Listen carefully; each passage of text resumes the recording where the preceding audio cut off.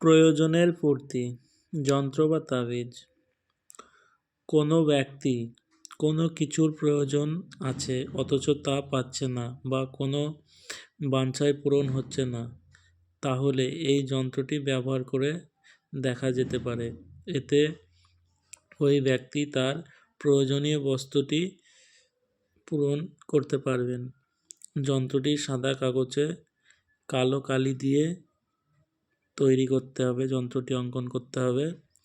তারপর তাবিজ বানিয়ে হাতে ধারণ করলে সুফল পাওয়া যায়। এটি একটি সাদা কাগজে কালো কালি দিয়ে যন্ত্রটি অঙ্কন করবেন।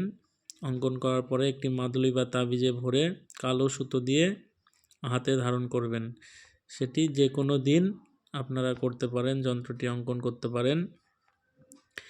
দেখবেন আপনাদের যে মনের ইচ্ছা, কোনো কিছু পাওয়ার আশা আছে কিন্তু কোনো কারণের জন্য আপনারা পাচ্ছেন না, দেখবেন খুব অল্প সময়ের মধ্যে আপনারা সে মনোবাঞ্ছিত আশা পূর্ণ হবে আপনাদের। সে যে কোনো হতে পারে, মনের মনস্কামনা পূর্ণ হবে। গাড়ি বাড়ি, টাকা পয়সা, কেউ কাউকে ভালোবাসেন, পাচ্ছেন না, সব রকম দিক থেকে আপনাদেরকে এই যন্ত্রটি সাহায্য করবে। যন্ত্রটি খুব প্রভাবশালী একটি যন্ত্র, ব্যবহার করে দেখুন, খুব উপকৃত হবেন। মনোবাঞ্ছিত পূর্ণ হবে। এবং যদি কোনো আপনাদের জন্মছকে কোনো দোষ থাকে সেটি থেকেও রক্ষা করবে এবং সেই দোষটা নষ্ট হবে। এই যন্ত্রটি খুব প্রভাবশালী একটি যন্ত্র, ব্যবহার করে দেখুন, উপকৃত হবেন।